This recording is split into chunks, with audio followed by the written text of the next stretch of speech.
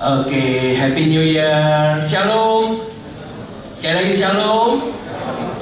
Saya melihat masih banyak yang belum pulang liburan, gitu ya. Suasananya masih liburan. Tapi saya percaya apa yang hari ini kita sama-sama akan dengar dan pelajari, ini juga yang akan menuntun kita. Katakan amin.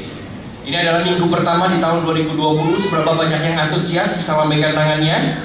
Wow, saya percaya Tuhan sudah menyediakan banyak hal baik, banyak hal indah, berkat yang sempurna di tahun 2020 yang Tuhan mau kita memperolehnya. Yang setuju katakan amin.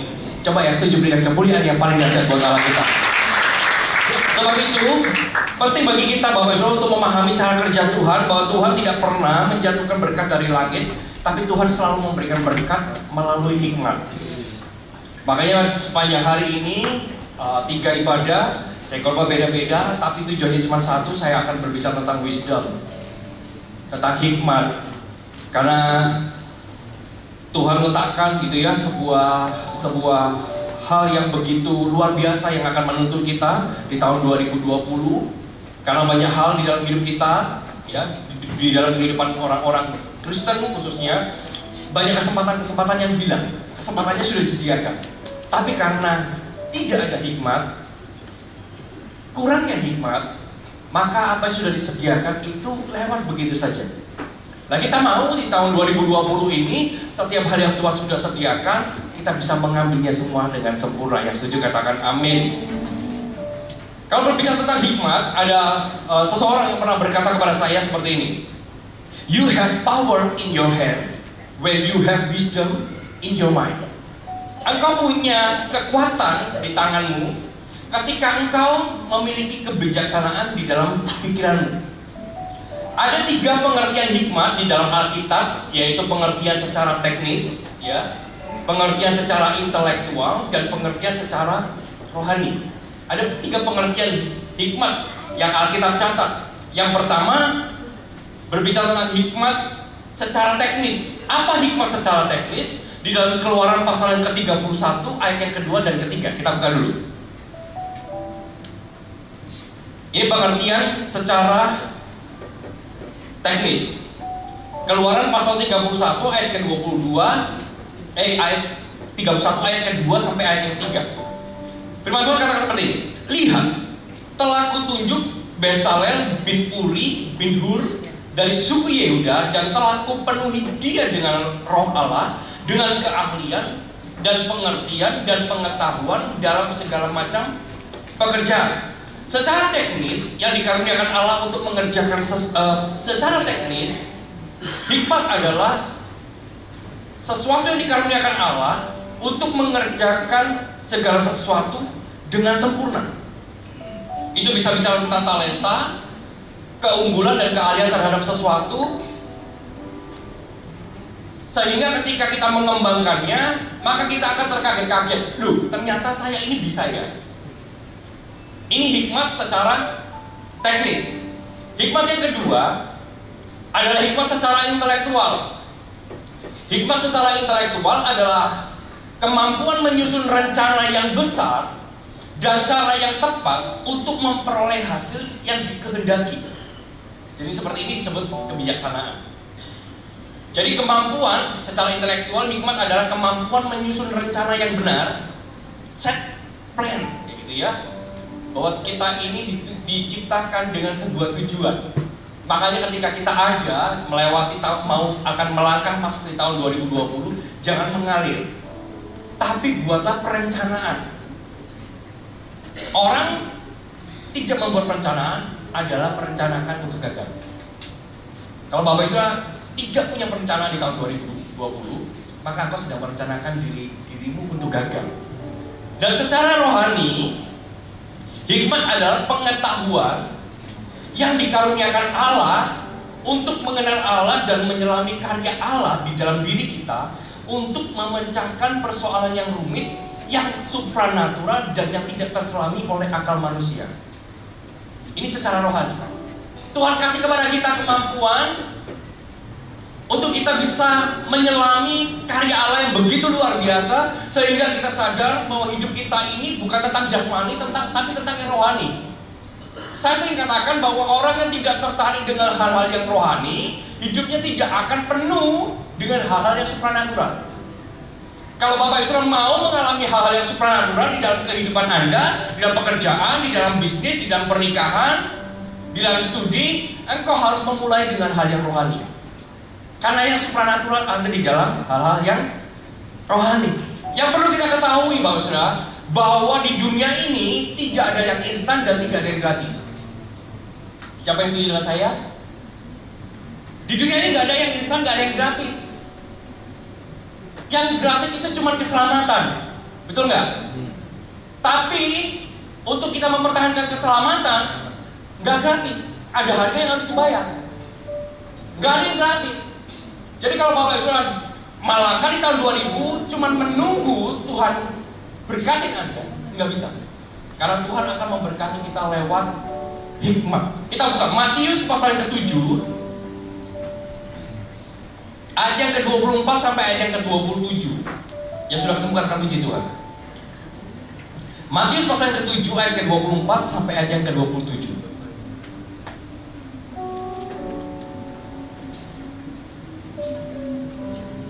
Sekali lagi sudah ketemu, katakan puji Tuhan. Firman Tuhan katakan seperti ini, ayat 24. Setiap orang yang mendengar perkataanku ini dan melakukannya, ia sama dengan orang yang bijaksana, yang mendirikan rumahnya di atas batu. Kemudian turunlah hujan, datanglah banjir, lalu angin melanda rumah itu, tetapi rumah itu tidak rubuh sebab didirikan di atas batu.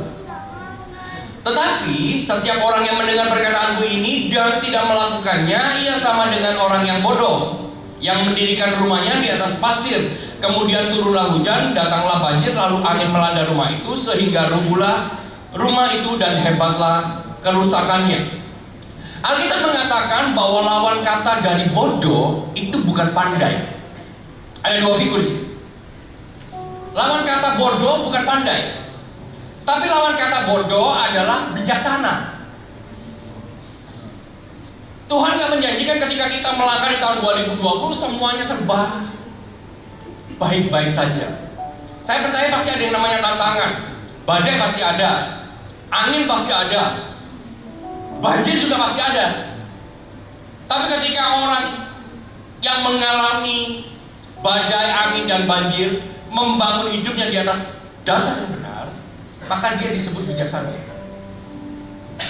Tapi ketika orang itu membangun di atas dasar yang salah, maka dikatakan dia adalah orang yang bodoh. Definisi Alkitab mengenai orang bodoh tidak bergantung dengan tingkat pendidikan maupun kecerdasan orang tersebut. Yang Alkitab katakan tentang orang bodoh bukan karena pendidikannya rendah atau mungkin berpikirnya tidak terlalu cepat, bukan. Definisi Alkitab. Tetapi yang membedakan antara orang bodoh dengan orang yang bijak adalah sikap hatinya. Perhatikan, sikap hatinya. Sikap hati terhadap didikan yang datang. Kalau mereka bebal, kalau mereka fasik, dan mereka negatif kepada didikan yang datang, maka mereka disebut bodoh. Tapi ketika mereka mendengar didikan, mendengar nasihat, mendengar ajaran, dan mereka melakukannya, firman Tuhan katakan dia membangun hidupnya di atas dasar yang benar dan disebut orang bijaksana. Jadi bukan tentang kecerdasan, bukan tentang sekolah yang tinggi, bukan. Yang membedakan antara orang bodoh dengan orang yang bijak. Dan untuk berpindah dari bodoh kepada bijaksana, Alkitab mengatakan bahwa engkau gak harus sekolah tinggi. Untuk kita berpindah keadaan dari bodoh menuju bijaksana, Amsal 9 ayat yang ke-6 berkata, buanglah kebodohan atau tinggalkan kebodohan, maka kamu akan hidup dan ikutilah jalan pengertian. Artinya kebodohan itu hanya perlu kita tinggalkan, gak perlu sekolah tinggi. Kalau Bapak Ibu mau dari bodoh pindah menjadi orang yang bijaksana, kita cuma perlu tinggalkan kebodohan. Tinggalkan kebodohan, maka engkau akan menjadi orang yang bijaksana. Dan pagi hari ini saya yakin sekali saya berdiri di depan orang-orang yang bijaksana. Ketika firman Tuhan disampaikan, dia mendengar, dia menerima, dan dia melakukannya, sehingga disebut orang yang bijaksana. Bagaimana kita dapat meninggalkan kebodohan? Ada 3 hal yang mau saya sampaikan pagi hari ini. 3 hal mendasar yang harus kita usahakan, kita pelajari dan ubah di dalam kehidupan kita. Supaya di tahun 2020 segala sesuatu yang baik, yang indah, yang sempurna yang Tuhan sediakan itu terjadi dalam hidup kita. Yang pertama, hal dasar yang harus kita usahakan adalah belajarlah untuk lebih banyak mendengar daripada berbicara. Belajarlah untuk lebih banyak mendengar daripada berbicara. Yakobus 1 ayat ke-19 firman Tuhan katakan, "Hai saudara-saudara yang kukasihi, ingatlah hal ini. Setiap orang hendaklah cepat untuk mendengar, tetapi lambat untuk berkata-kata dan juga lambat untuk marah." Khotbah awal tahun ini khotbah yang sederhana saja, tapi ini bisa jadi tempakan buat kita. Belajarlah untuk lebih banyak mendengar daripada berbicara. Seberapa banyak kita mendengar atau seberapa banyak pesan yang kita terima, berita yang kita terima akan berpengaruh kepada bagaimana kita menyikapi persoalan itu. Kalau orang udah berbicara terus Anda potong gitu ya, Anda nggak punya nggak punya pesan atau berita yang banyak. Tapi ketika Anda lebih banyak belajar untuk mendengarkan daripada berbicara, orang berbicara, Anda mendengarkan, maka berita yang Anda terima itu akan banyak. Dan ketika beritanya banyak, resource-nya banyak, kita tahu bagaimana kita bisa menyikapi persoalan yang ada. Tapi kalau resource-nya sedikit, kita akan jadi orang yang cepat marah, cepat mengambil keputusan, dan keputusan kita salah. Makanya di tahun 2020, apapun yang terjadi di dalam kehidupan kita, lebih banyak mendengar daripada berbicara. Jangan cepat mengambil keputusan. Saya catat di sini. Dengar, kalau kita mau mendengar atau mau mendengarkan, jangan dari satu sisi, belajar. Selalu dari banyak sisi. Sisi A, sisi B, sisi C, sisi D. Dari kanan, kiri, depan, belakang, dengarkan semuanya. Ketika Anda mendengarkan dari semua sisi, Anda bisa tahu, oh ternyata yang terjadi adalah seperti ini. Adalah orang yang berbal, adalah orang yang bodoh ketika hanya mendengar dari satu sisi. Engkau mendengar dari satu sisi, engkau mengambil keputusan, oh itu adalah buat saya, itu orang bodoh. Engkau sedang mempercayakan hidupmu di dalam sebuah keadaan yang gak menentu. Dengar dari semua arah. Ketika kita mendengar dari semua arah, engkau akan bisa melihat sebuah kebenaran di sana. Pro kontra itu selalu ada, betul ya? Tapi kita lihat aja. Kalau di atas 60%, 70% patut Anda pertimbangkan sebagai kebenaran.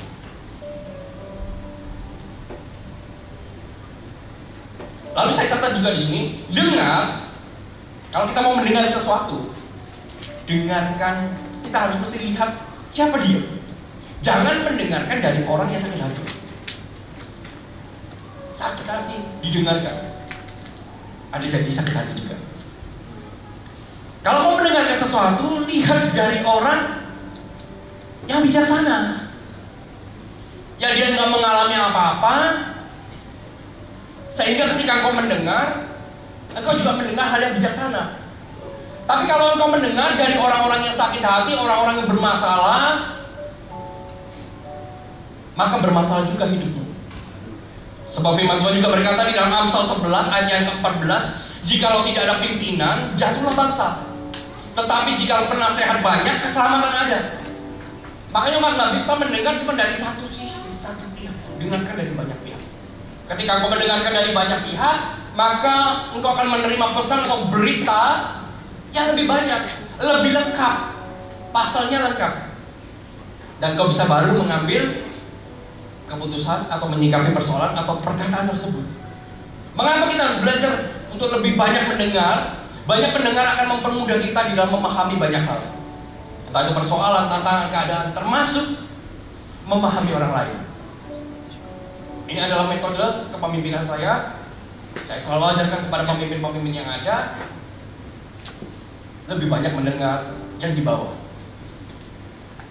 Kalau ketika kita mendengar yang di bawah, maka kita bisa tahu keadaan orang tersebut, tantangan yang orang tersebut hadapi, atau kita bisa memahami orang tersebut, bagaimana cara berpikirnya, Nah, kalau kita sudah memahami, maka kita akan lebih mudah untuk memberikan mereka. Yang setuju katakan amin. Yang setuju katakan amin. Kita akan lebih mudah memahami mereka. Oh, ternyata orang ini sifatnya seperti ini. Oh, ternyata orang ini cara berpikirnya seperti ini. Kita akan bisa lebih mudah untuk memberikan mereka dan mengarahkan mereka. Mengapa kita juga harus lebih banyak mendengar? Banyak mendengar akan membuat kita kaya akan pengetahuan. Seperti yang tadi saya sampaikan, resource-nya banyak.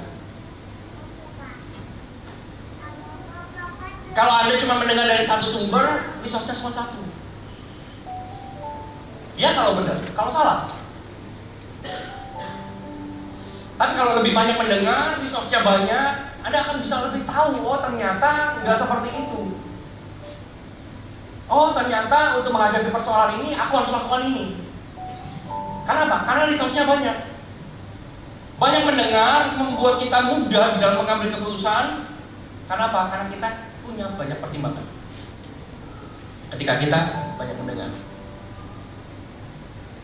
kita punya banyak pertimbangan sehingga kita bisa mengambil keputusan. Ketika kita deal bisnis gitu ya, kita mesti dengar dulu menurut orang lain gimana sih perusahaan ini, menurut orang ini gimana sih. Jangan menurut yang punya perusahaan. Kalau menurut yang punya perusahaan, nggak ada kecap nomor 2, semua kecap nomor 1. Tapi dengar juga dari orang-orang lain, orang-orang yang pernah deal bisnis dengan perusahaan tersebut, orang-orang yang pernah join dengan orang tersebut. Dengarkan sebanyak mungkin. Dan ketika engkau mendengar ternyata mungkin, oh orang ini nggak baik, perusahaan ini nggak baik, perusahaan ini abal-abal, engkau punya pertimbangan. Tapi kalau engkau cuma mendengar dari yang punya perusahaan, engkau jadi korban juga. Itulah gunanya supaya kita banyak mendengar daripada kita banyak berbicara. Banyak mendengar membuat kita menghargai orang lain. Banyak mendengar akan membuat kita menghargai orang lain.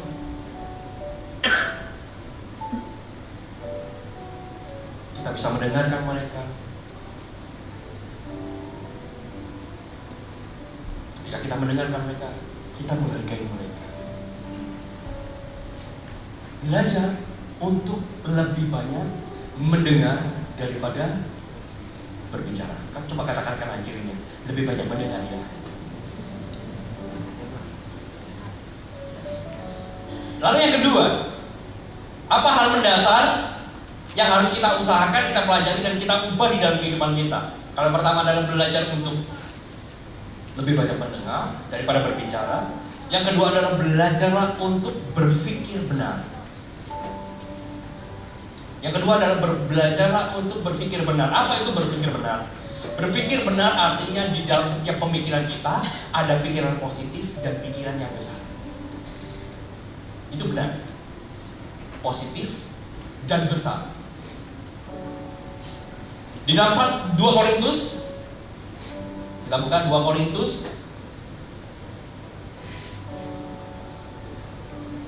Korintus pasal yang ke-8 ayat yang ke-16.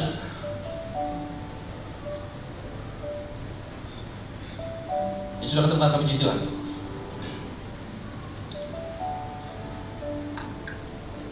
Syukur kepada Allah yang oleh karena kamu mengaruniakan kesungguhan yang demikian juga di dalam hati Titus untuk membantu kamu.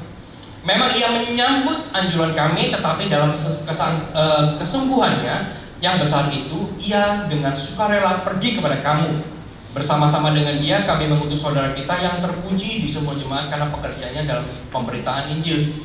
Dan bukan itu saja, ia juga telah ditunjuk oleh jemaat-jemaat untuk menemani kami dalam pelayanan kasih ini yang kami lakukan untuk kemuliaan Tuhan dan sebagai bukti kerelaan kami.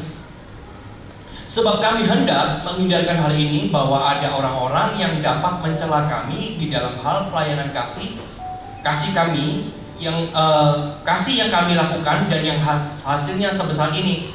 Ayat 21, karena kami memikirkan yang baik bukan hanya di hadapan Tuhan tetapi juga di hadapan manusia. Bersama-sama dengan mereka kami utus orang lain lagi, yakni saudara kita yang telah beberapa kali kami uji dan ternyata selalu berusaha untuk membantu, dan sekarang ia makin berusaha karena besarnya kepercayaan kepada kamu. Titus adalah temanku yang bekerja bersama-sama dengan aku untuk kamu. Saudara-saudara kami yang lain itu adalah utusan jemaat-jemaat dan suatu kemuliaan bagi Kristus. Karena itu tunjukkanlah kepada mereka di hadapan jemaat-jemaat bukti kasihmu dan bukti kemegahanku atas kamu. Katakan amin. Di ayat 21, karena kami memikirkan yang baik bukan hanya di hadapan Tuhan, tapi juga di hadapan manusia. Ini bicara tentang pikiran positif. Ya, pikiran benar adalah pikiran positif dan pikiran yang besar. Ada sebuah ungkapan yang mengatakan bahwa siapa kita adalah apa yang kita pikirkan. Ini ada sebuah ungkapan. Berapa banyak orang kehilangan kesempatan hanya karena pikiran yang negatif. Kesempatan berbuat baik hilang. Karena apa? Negatif. Satu kali di dalam mobil saya dan istri, saya masih ingat gitu ya, dalam perjalanan gitu ya, tiba-tiba ketika di traffic light berhenti lampu merah, datang seorang pengemis. Ini kejadian sama saya loh ya. Datang seorang pengemis, ketuk kaca mobil saya dan dia minta sedekah. Tahu nggak respon saya apa? Ah, ini pura-pura cacat. Kan lagi musim tuh yang tangannya disembunyiin, kakinya disembunyiin gitu ya. Saya bilang enggak. Lampu hijau saya jalan, tapi begitu saya jalan itu, Tuhan itu tegur dalam hati saya. Soal kamu kasih gak kasih, itu urusan hati. Jadi kalau kamu gak kasih, gak usah berpikir negatif. Kalau kamu mau kasih, kasih. Soal kamu kasih terus tiba-tiba dia berbohong sama kamu, ya itu urusan dia sama aku, bukan urusanmu. Oh, saya hancur hati, Tuhan ampuni saya putar balik. Saya masuk ke traffic light lagi, ternyata orang itu ketuk lagi. Saya buka, lah saya orang yang tadi. Saya kasih. Begitu saya kasih, ternyata langsung begitu saya kasih itu, langsung ada damai sejahtera. Dari situ saya tahu bahwa pikiran negatif itu akan membuat kita kehilangan kesempatan untuk berbuat baik. Pikiran negatif itu akan membuat kita kehilangan kesempatan untuk diberkati Tuhan juga. Masalah dia saya kasih, terus dia buat foya-foya, dia buat merokok, dia buat judi, buat minum, itu urusan dia sama Tuhan. Saya punya urusan sendiri sama Tuhan. Tuhan, saya kasih. Ini berpikir positif. Engkau mau lakukan apa? Berpikir positif aja. Gak usah, nanti kalau aku mau lakukan ini, orang lain seperti ini, terus ini seperti ini, gak usah, itu urusan dia sama Tuhan. Engkau berbuat baik aja, pikiranmu positif aja, bagus kan? Sebab ketika aku punya pikiran positif, sesuatu akan terjadi dalam hidup. Katakan amin. Banyak orang kehilangan kesempatan. Kenapa? Karena pikirannya negatif. Orang berpikiran negatif adalah orang yang selalu menilai seseorang dari apa yang nampak. Dan apa yang nampak belum tentu. Engkau mesti uji. Memang yang namanya packaging itu harus bagus supaya menarik. Tapi ketika Anda beli, Anda kan bukan beli packaging. Beli kan isinya juga. Kalau packaging yang menarik, ternyata Anda kupas, Anda buka, ternyata nggak baik juga, Anda akan komplain. Iya kan? Anda akan komplain. Tapi beda ketika mungkin packagingnya nggak baik, tapi Anda terpaksa beli. Begitu Anda buka, ternyata manis. Ini kulitnya hancur-hancuran, tapi dalamnya enak banget, manis banget. Engkau akan rekomen sama orang lain. Itu memang kulitnya nggak baik, tapi dalamnya enak banget. Iya kan? Manusia kan selalu seperti itu. Begitu juga ketika kita berpikir negatif, maka yang nampak hanya luarnya. Kalau engkau mau berpikir positif, belajar untuk lihat dalamnya. Ketika di dalam kehidupan kita selalu disertai dengan pikiran yang negatif, kita akan kehilangan sesuatu yang berharga. kehilangan sesuatu untuk berbuat kebaikan. Oleh sebab itu, mari kita lewati tahun 2020 jangan dengan pikiran yang negatif, tapi mulai dengan pikiran yang positif. Soal urusan orang itu berbuat jahat dengan Anda sekalipun, itu urusan Tuhan. Halo, amin. Itu urusan Tuhan, bukan urusan kita. Bagian kita bukan menghakimi. Ingat bahwa Tuhan panggil kita sebagai orang yang bijaksana, bukan orang yang bodoh. Berpikir positif. Tapi berpikir benar bukan hanya tentang berpikir positif. Berpikir benar itu juga berbicara tentang berpikir besar. Eleanor Roosevelt, mantan presiden US, pernah mengatakan bahwa pikiran kecil membicarakan orang, pikiran sedang membicarakan peristiwa, sedang pikiran besar membicarakan gagasan. Pikiran kecil akan menghasilkan gosip. Jadi hari ini kalau kita sadar, aku ini suka gosip, berarti pikiranku kecil. Pikiran kecil akan menghasilkan gosip, pikiran sedang akan menghasilkan pengetahuan, pikiran besar akan menghasilkan solusi. Dan ketiga jenis pikiran ini ada di dalam setiap kita, Bapak Saudara. Tapi mana yang lebih dominan, itu keputusan kita. Pikiran kecil, pikiran besar, pikiran sedang, itu ada semua di dalam pikiran kita. Kalau kita memenuhi pikiran kita dengan pikiran kecil, maka pikiran sedang dan pikiran besar tidak akan punya tempat. Kalau kita memiliki pikiran dan kita mengisinya dengan pikiran sedang, maka pikiran kecil dan pikiran besar juga tidak memiliki tempat.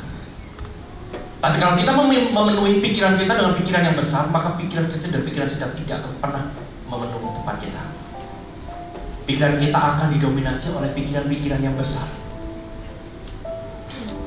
Saya catat di sini pikiran kecil senang sekali menggunakan kata tanya siapa. Pikiran sedang ada apa, dan pikiran besar mengapa dan bagaimana. Di dalam sebuah peristiwa, saya catat di sini ada sebuah joke gitu ya. Ketika ada peristiwa pohon apel gitu ya, buah apel jatuh dari pohonnya. Kalau pikiran kecil dia akan tertarik dengan pertanyaan, siapa sih yang kemarin kejatuhan buah apel? Itu pikiran kecil.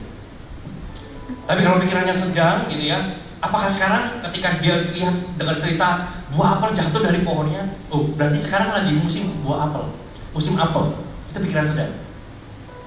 Tapi kalau pikiran besar, ketika dia diceritain gitu ya, buah apel jatuh gitu ya, dia akan bertanya, mengapa sih buah apel itu jatuh dari atas ke bawah, bukannya dari bawah ke atas?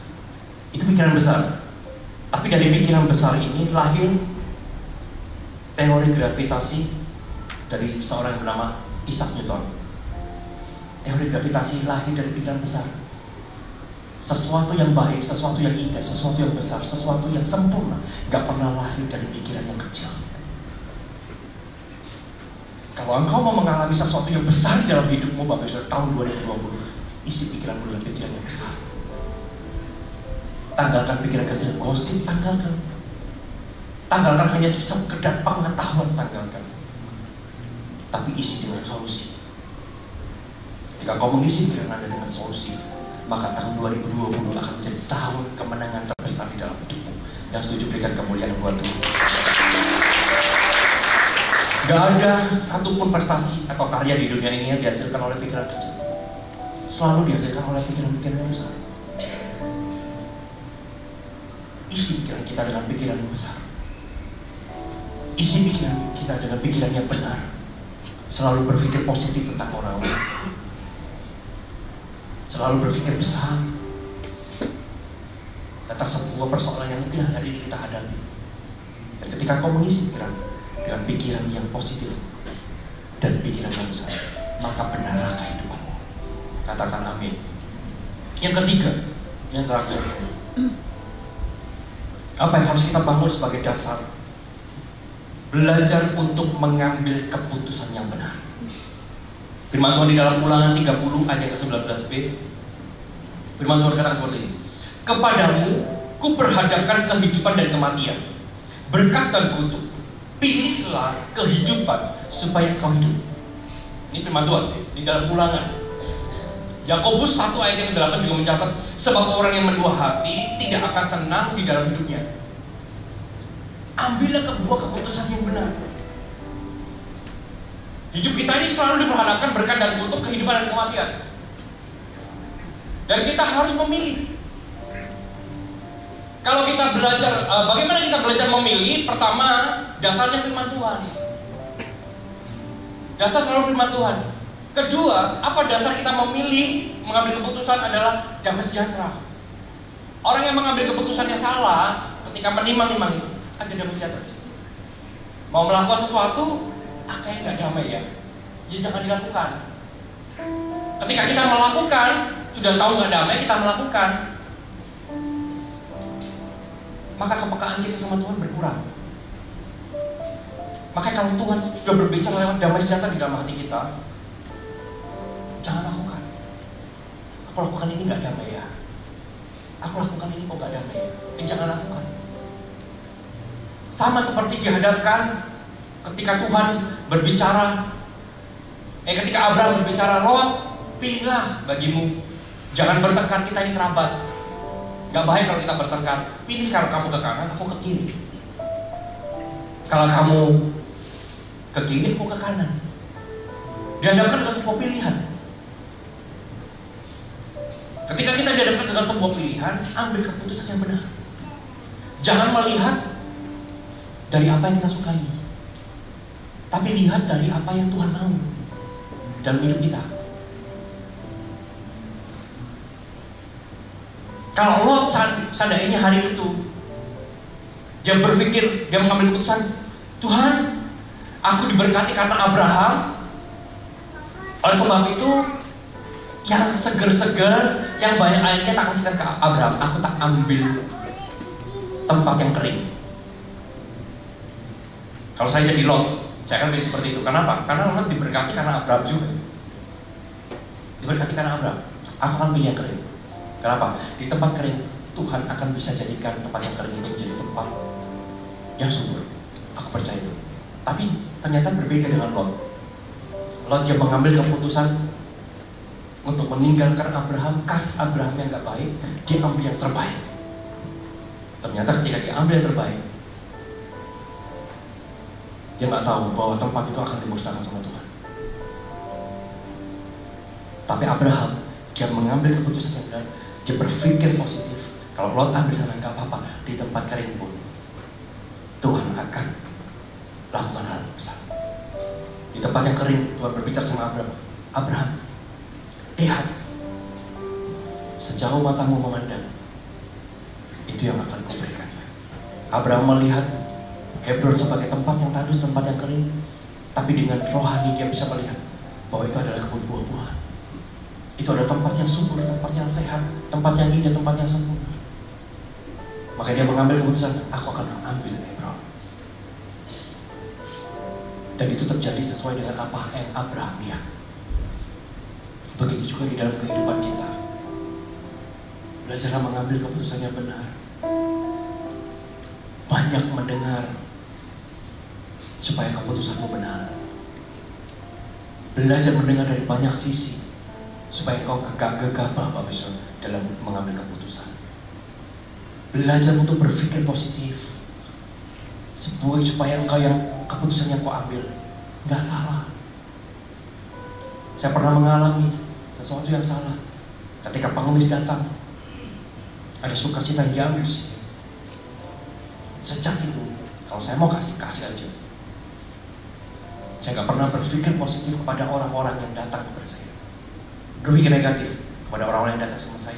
Saya selalu berpikir positif. Berpikir positif. Dan saya anggap pikiran positif saya sebagai kesempatan untuk saya berbuat kebaikan sama orang lain. Dan sesuatu yang besar terjadi. Begitu juga di dalam kehidupan kita. Di tahun 2020 ini, pastikan yang pertama kita apa? Halo? Banyak mendengar. Yang kedua, berpikir benar. Dan yang ketiga, mengambil keputusan yang benar. Yang setuju berikan kemuliaan buat Tuhan. Saya sudah selesai bersama di rumah.